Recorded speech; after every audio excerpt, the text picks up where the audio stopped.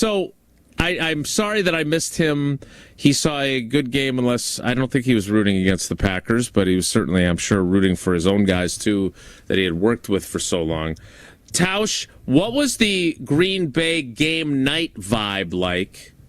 Because usually I use that as kind of my jumping off point for how you are going to view what happened in the game earlier in the day that day. In this year, like typically post-game shows, there's a lot of negativity. This. There was more negativity about after last night's game just because there was more stuff to chew on, I think, from a special teams and penalty standpoint. Sure. But I'm telling you, I don't know of anybody that is calling in that is not just jumping, if they're not on the bandwagon, that this is potentially a great football team. And nothing has changed in my mind from what I said after the Lions game 5 days ago. This is a dominant defense. This isn't – you didn't just play against two crappy offenses that can't block and they don't have any weapons. You're talking about one of the best young quarterbacks in the league. And then you're talking about Detroit's offense, which was the best in the league last year. And this defense, they don't look like, they'll hold their own, or they'll maybe get a couple turnovers. They look like they have a chance to be one of those teams. Mm-hmm. One of those dominant defenses that turn NFL teams into college teams, that turn varsity into JV. That's what this looks like. The Detroit Lions were Charlie checkdowns. Old Gibbsy has set the record for most catches with the fewest yards. The amount of yards per play, that stat you're going to start hearing a lot about because Green Bay is suffocating. They are, what's the snake? Is it a python that just chokes out a cobra? Who chokes out their opponent? The snake. What snake chokes out their boa prey? Constrictor, I believe you're This looking is for the there. boa constrictor defense. They don't give you anything. And when they get you, they suffocate you, and then they'll bite you, and then they'll venomize you. There was nowhere to run. There was nowhere to hide. And we have seen this. This has now become a pattern. Quarterback gets jittery, dumps the ball off. The linebackers chase and don't give anything up, and you're sitting in a 3rd and 6 plus pretty consistently all day because you're layered on defense. Your defensive backs are starting to figure out, boy, these guys, they can't sit back and have any time to throw. So Keyshawn Nixon has 5 PBUs, pass breakups. Yeah. Because that doesn't happen if you have to worry about guys beating you deep. The Parsons butterfly effect is real. And this defense is nowhere near where it's going to be. They haven't even played him full tilt yet. He's mad he doesn't get to play the whole time. Everybody's figuring out how they adjust off of it. And you're 2 weeks in and you've played two of the best offenses in your conference and you've completely boa constricted blank. You boa constricted their blanks. And it's only going to get better. I don't know how we can sit here as Packer fans today and not be downright giddy because we are one of the, if not the best team in the NFL right now. And we're going to get better. Yeah. Jordan Love had a really good game. He missed some stuff last night. Oh, and by the way, your 2 highest paid offensive linemen were in street clothes. Mm-hmm. Your kicker misses a kick for the first time. And it was easy. This wasn't hard. Mm-hmm. This was a ho-hum. Oh, you know what? They can have another garbage touchdown at the end to make it feel cute. It has been a suffocating. This is a dominant defense. When you have that, everything else is so easy in football. And that's what we have. And it's going to get better. And that's why don't temper your expectations. Don't. Embrace them. Because this group is special. And you felt it, and now you're seeing it. And when you have those things together, This is going to be a fun year, boys and girls. This is going to be a fun year. It is. That was the vibe I got from the post game last night. Jesse, as the other fan on the panel, hard to top that. I was going to say, can you give us your perspective from the musty Mackless Chinese dinner party / watch party? I'm in the basement last night. Tausch has well documented what our basement looks like on YouTube. He's big in there. Yeah, very popular. So I'm sitting at the table, and I've got the General Tso chicken and the fried rice and the egg rolls. Is it so or sow? I think it's sow. Highly debated question over the Mongolian years. beef? TSO, I go with so. But so what? You're still a rock star. I've heard it a lot of ways. Every drive, I'm sitting at the table and I'm looking at the people who are watching the game. I'm like, this defense is so good. I'm like laughing as they're getting to Jaden Daniels every drive, every series. 42% of the time they got to him last night. Per Rob Devonsky stats and information. And they didn't even blitz Guys, that much. That is insane. Insane in the membrane. I'm just laughing, sitting there watching the game last night. Hey, boys, and that's a mobile quarterback that normally in the old days, muddle rush. Yeah, muddle. Unreal watching it last night and just thinking about what the team is capable of, knowing Micah Parsons has been here 2 weeks. Yeah. 2 weeks ago, 2 weeks in a day. So this is what it looks like 2 weeks in with no training camp practice for him, and he's playing in a very limited capacity, like Tausch said. Like, now you get 10 days to rest up for Cleveland and Dallas, and then a bye week. Like, this team is going to be, if everyone stays healthy and if this thing stays the course, this could go to levels we haven't seen since, 2011? Where it's just dominance week after week. Jesse, quick question.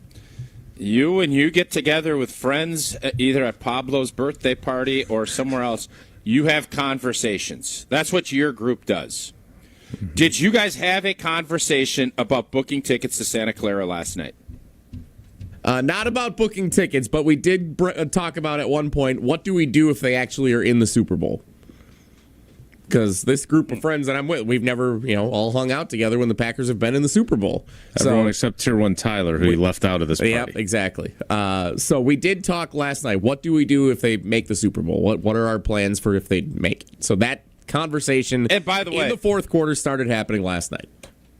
That is not a crazy conversation to start with. I'm just going to say that. It's not. Like, it's a long ways away, and a lot of stuff can happen. That's not a crazy conversation. It's not.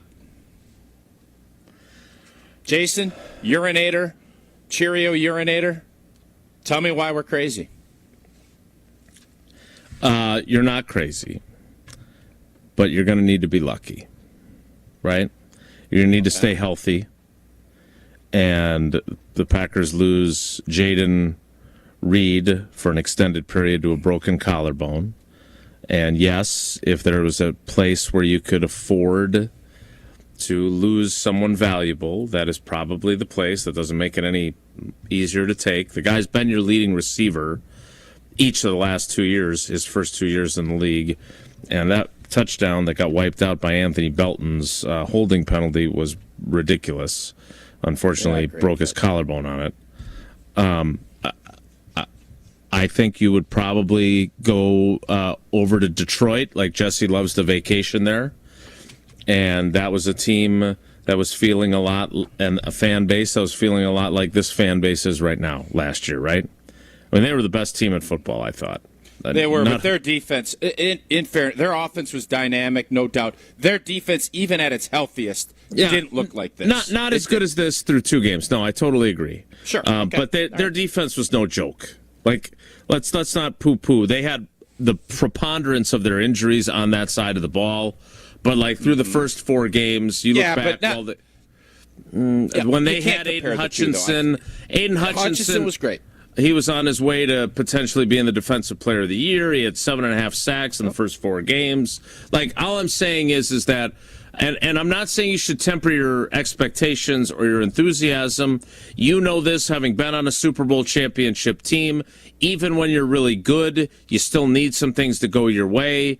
So there are potential pitfalls, like the little guy that used to run on the Activision game. You can fall down into the thing there, but they're swinging. They're swinging across the crocodile infested little waterways on their vines, feeling really good about what they're doing. I mean, they are full speed ahead, and the biggest thing to me, and I love that LaFleur did this. Like, they got a bunch of young guys that are different than the old guys that you were playing with a lot of your career. He's making sure that they don't get too big for their britches. And I think I go back to the Mike McCarthyism. Our biggest challenge is going to be handling success. They're having success, and they need young players. Young players, it is harder because you haven't been through it. There are people that are starting to say that this team might never lose. They're going to lose a game. I'm going to tell you, they're going. I don't think this is a 17-0 operation. I think they will lose games. Talk about tempering your enthusiasm. Thank you for being the voice of reason. I don't want them to go, like, whatever the case may be. But that will be a big part of this. When you start winning and you're dominating the way you are, anytime you think, and I said this when I was having to go solo the other day, I do worry about that. And it's crazy to say that this early in the season. But we are going to start getting all of the Vegas, the odds. We are now the odds-on favorite to go to the Super Bowl from the NFC. We have passed Philly after last night, FYI. We're going to start getting every bouquet and all the flowers. And young players, you can't sniff on those flowers until it's over. Then you bring it all in, you make yourself a potpourri, and you love it. But when you start sniffing, your eyes don't stay where they need to be. And that's the tricky part of this, and that's where young players, all right, hey, it's great. Embrace it, love it, but it's a different animal. And that's something that a lot of these guys haven't dealt with. So there'll be hiccups.